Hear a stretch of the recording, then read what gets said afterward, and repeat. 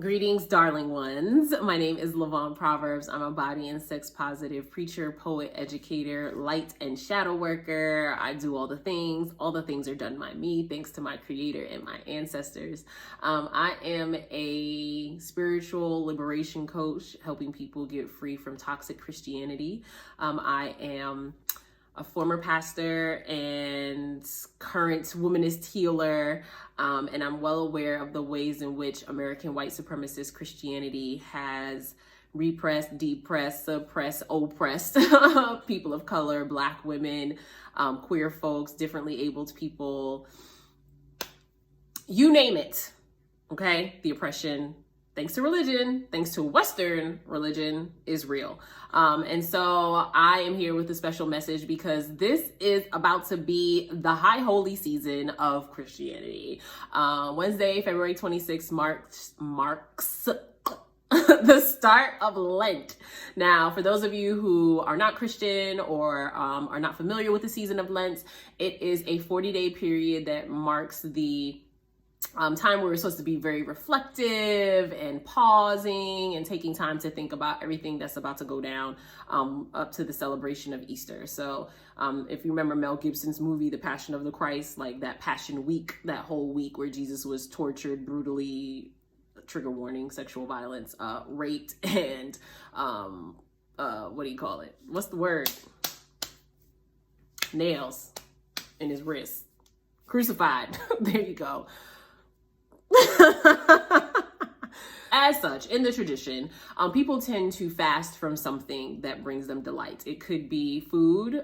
Some people give up meat, or they'll just have like fish on Fridays, even though fish is flesh. It is what it is, y'all. Some people give up candy, sweets, soda, coffee, anything that they consider to be a vice or something that they are just super indulgent in.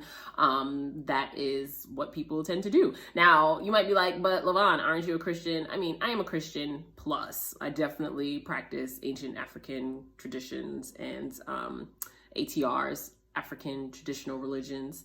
I go to yoga. So I practice Hinduism, like I meditate, so I practice Buddhism. It's just, I'm a multi-faith womanist healer. That's all you need to know. Don't you give up stuff for that? I do not anymore. I mean, I do, but not in the traditional sense. So when I was a kid, yeah, candy, sometimes meat.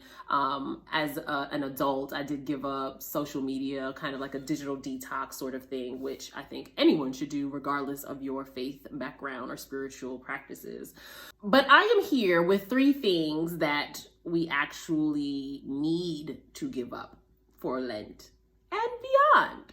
So, number 1, white supremacy. We all need to give up white supremacy for Lent. We all need to refrain, disdain, not obtain the notion that whiteness is inherently right. We need to completely obliterate this idea that Black excellence, which is a scam, by the way. If you've not read my caption on that, go find it. Is about one's proximity to whiteness. These very antiquated, oppressive ideologies around Eurocentricity, Western notions of society and standards of beauty. Fuck it, man. Like, what are we doing? When I realized that my body type was African, right? And that there were women on the continent with my long, lithe arms and a little bit of jiggly bits right here and slender waists and hips and small breasts. I was like, oh, that's my body. I had not seen that on runways. I had not seen that in fashion magazines. And it was just so liberating to me to see my body reflected back to me. And it affirmed my beauty, because Eurocentric standards of beauty do not do that. Ain't no blonde hair and blue eyes. I mean, I've been blonde, but that was like, my kinky, coily blonde and blue eyes. And nor do I want that. I love my skin. I love my skin tone. I love my booty. I love my clavicle. I love my cheekbones. But that is not something that white supremacists taught me. In fact, I had to refuse to give in to the notion that anything that is white is right, right? And so white supremacy lends itself to the oppression of Black people. It leads to the perpetuation of anti-Blackness. Black people can reify white supremacy. Non-Black people of color can reify white supremacy, right? So we all, regardless of faith backgrounds, need to just go ahead and give white supremacy up for Lent. Number 2, not consulting our ancestors. We need to give up not talking to the people who have actually lived this life and have gone on and transitioned to the spiritual realm and know what the heck we're supposed to be doing. We need to stop relying on our own knowledge and our own expertise and consult the people who have transitioned and can give us deep insight, right?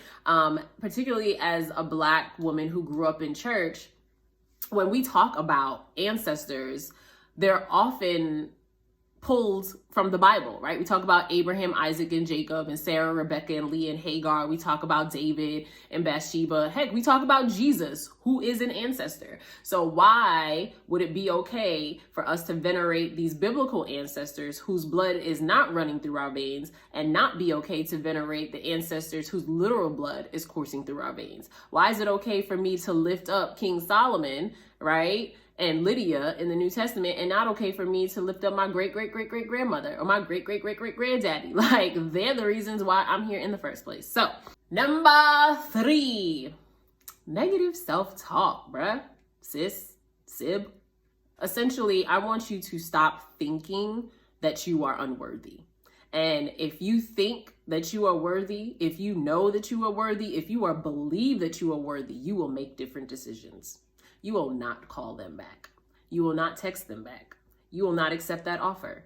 You will not continue to give them your last while they don't give you their first. Okay, so talking to myself first. If you can't say amen, I mean, namaste, say ouch. It is time for us to have more self-compassion. It's time for us to talk to ourselves the way that we would talk to a 5-year-old who's lost in the mall, right? If you are, a healthy, functioning individual, you would have empathy for this child, sympathy for this child. You'll want to help this child. So the same way that you would want to help this non-existent, we hope, hypothetical child who's lost in the mall is the same way that you should be thinking about yourself, right? And so how can you practice, right, kindness on yourself? How can you practice self-compassion? Looking at yourself in the mirror every day and saying things like, I love you, I will never leave you, I will never turn my back on you. Things that we feel like we need to hear from other people, but really we need to hear it from ourselves. And once we start hearing it from ourselves, we won't need other people's validation. That's something my therapist helped me to see. My therapist also helped me to see that whenever I think negatively about someone regarding me, that is not showing kindness to myself. So let's say I call someone and they don't get back to me right away, or even within a couple of days. Instead of thinking this person doesn't care about me, this person doesn't love me, they've forgotten me, right? Say this person is probably busy, or, maybe they don't want to talk to me right now. And guess what? That's okay. Because saying that this person doesn't care about you is very unkind to yourself, right? So let's be mindful that we have been socially conditioned, particularly as Black and brown people, multi-marginalized folks, to lift up whiteness as a standard. Let's eradicate that. Do know that as Black spiritual folks, particularly those of us who are currently or formerly churched, we have been forcefully removed from our African heritage, our lineage, and our spiritual practices. And so talking to your ancestors, getting divine guidance from your ancestors is absolutely your birthright. And number 3, this world just wants you to hate yourself. Please don't. Please know that you are worthy. Please believe that you are enough. Please internalize that you are loved. So just know that for the next 40 days and beyond, these are 3 things that you can give up for Lent so that you can glow up in life. Hey, make sure you check out my website, lavonp.com. And if you want to work with me, have me come speak, do any of the things, I would love to come kick it with you. So until next time, take care. I hope this message finds you well. And if it's not well, it's not the end.